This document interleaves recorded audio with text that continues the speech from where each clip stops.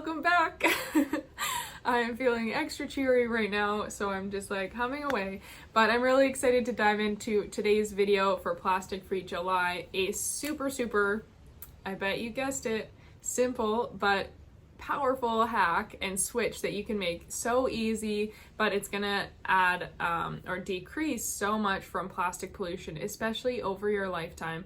Plus, the other part I'm going to be sharing in here is also going to help with your health, your overall well-being and mood, and your mind, body, soul, getting you back into alignment. So let's get started.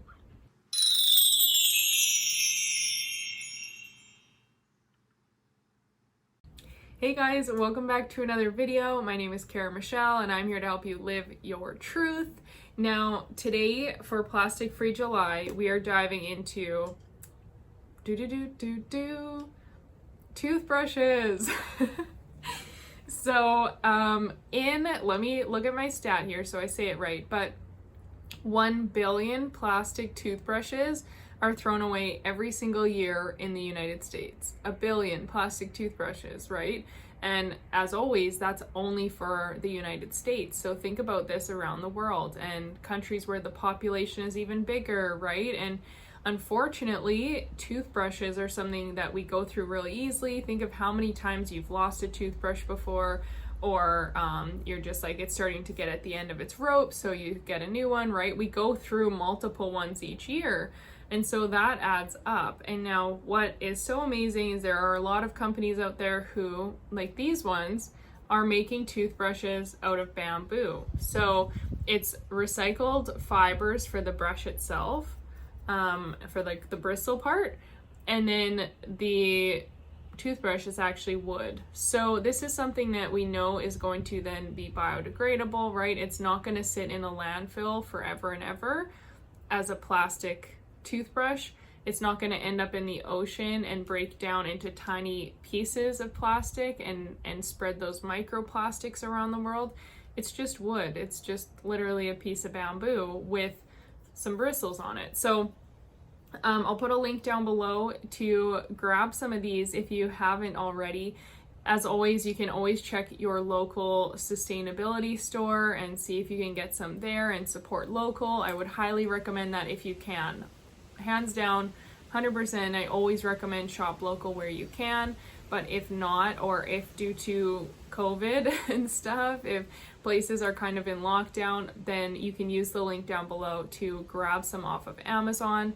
And I guess due to the nature of Amazon, there are some cheaper ones, which is kind of like the upside, but the downside, right? Supporting local is really nice, but then there are also cheaper options. I know for myself, 3 years ago, I ordered about 50 of these off Amazon because I was like, if I'm gonna pay shipping and if I'm gonna put all that energy and waste basically for having this shipped to me from somewhere, then I might as well order a whole bunch because I know I'm gonna use them. So I ordered about 50 of these bamboo toothbrushes. You know, I gave some to my mom, I gave some to my dad, I have a bunch left obviously still, and then every time I go traveling in the winter, I take like my little bundle and bring some with me so that I always have these on hand. So these are really nice alternative, right? It just helps us cut back on that plastic waste and that unnecessary waste. So I really hope, let me know in the comments below if you're starting to see this now. But I hope you are starting to see that for most things that come in plastic, there is an alternative, which is what's so cool, right? Because nowadays the world is opening up and we're going like, okay, yes, this is normally a plastic toothbrush, or this is usually a plastic hairbrush, right? But now there is a sustainable option, whether you're using something that's made with silicone, whether it's something that's recycled fibers, whether it's something that's actually, like, there are so many amazing and cool plant-based options now. Oh my gosh, like, I'll have to share it one day, but I have this amazing yearly planner notebook that is made with vegan leather. So it's like a plant-based leather, and there's like companies doing that with pineapple fibers, with different plant fibers, and so we don't have to harm the environment. We don't have to hurt the animals, right? We can do things that are more sustainable. And quite honestly, to me, it always comes back to bringing us back to our roots and just like reconnecting to the world around us instead of staying separated and isolated and like focused on ourselves. We're opening up, which is what leads me into part 2 of this video, is your homemade toothpaste. So we think about this one here says too, with that 1 billion plastic toothbrushes each year is 50 million pounds of waste each year. So 50 million pounds. And again, not all of that gets recycled. Not all of that actually gets put somewhere. It doesn't just magically disappear. So we are creating a lot of waste, and we have a huge population around the world. And so it's hard to regulate, like, where are we putting this waste, right? Where is it going to go? So when it comes to toothpaste, as I shared in one of the previous videos about like bulk shopping, oh, grasshopper just jumped on the window. It's like connection, right? He's like, I see you, Kara. I want to be connected. I'm just kidding. I don't know. This is my thoughts. So we have, as you saw on one of my videos, I talked about repurposing old jars, or like going to the dollar store or the thrift store. So I had shared one of these, like a little dollar store jar, and this is my toothpaste. So I want to share 2 options for you. Now, this is like a very simple toothpaste, and you're going to be like, how is that even toothpaste? But it is, I promise. So this is literally just baking soda in a container. And all I do is when I go to brush my teeth, I just like dip my toothbrush in water first, and then tap it in there, get some baking soda, and then you brush. And quite honestly, as you start brushing, it kind of does start to foam in a little bit. So it's like you get that natural foaming from a toothpaste anyway. Now, why do we do this instead of purchasing a store-bought toothpaste? Aside from the fact that, again, it comes in a plastic packaging and a plastic tubing, but there's chemicals in it, you guys. Everything that you buy from the store has chemicals in it. Unless you're just buying fruits and vegetables, even those are sprayed with chemicals. So it's so important to make that connection and be aware of what's going on in the things that you're eating, the things you're putting on your face, your skin, right? The products that you're using, how are they actually potentially damaging to you? So we know that toothpaste has fluoride in it as well as other chemicals, and fluoride is not a positive thing. Now, without getting crazy into the rabbit hole, and I will do more videos on this later, and if you haven't, make sure you check out this playlist here, all about like society and different areas of corruption and things going on in the world, because this is where I'll upload this specific video to. But fluoride is a chemical, and it has the ability to really impact our pineal gland. And when we look at, you may or may not have heard of like the third eye in terms of the energetic sense, which is like your chakra right here. But there's actually the pineal gland, which is like almost in the middle of your brain and coming up from your spine and your brainstem, and it's kind of like coming off in there. It's tiny. It's like the size of a pea. It's so little, but it's really powerful. And what it does is it helps to regulate melatonin, which helps you sleep. It also helps with your sleep patterns. It helps with that resting state. So it's really helpful for stress, for anxiety, right? For that connection. And it's also really linked into empathy and allowing us to connect with other people, to see ourselves in them, to have that connection, to connection. Let's just leave it there. So the thing about fluoride though is that it can actually cause your pineal gland to harden and calcify.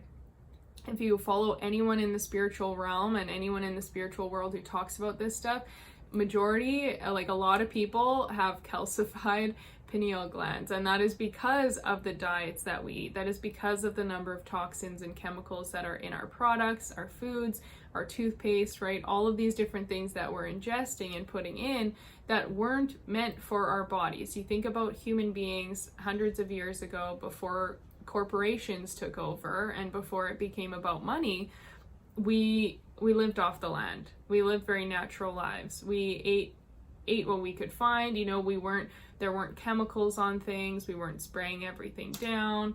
You know, even the germs and stuff back then weren't nearly as bad because there wasn't anything amplifying them. It was all like in its natural balance. And then as corruption and corporation, which I just keep intertwining them, but it's like it's the same word. In my mind, it's just like they're the same thing. So like as soon as they came in, everything became about money and how can we make a profit. So it wasn't about helping the people. It was about how can I make money doing this and how can I continue to get richer, whether this is good or not. So do I think that a lot of companies maybe had good intentions when they started?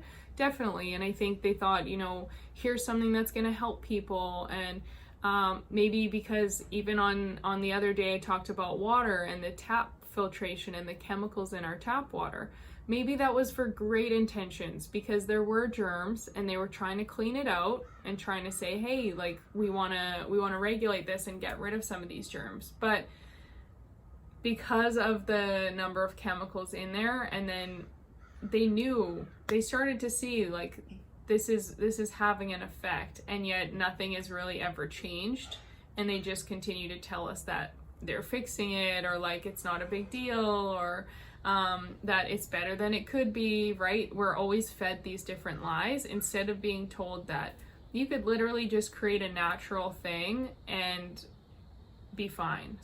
Fluoride in toothpaste is really not good for us. And you even think like little kids, that's why on children's toothpaste there's a warning. There's a literal warning on there saying like they shouldn't have more than a pea-sized amount each time they're brushing their teeth.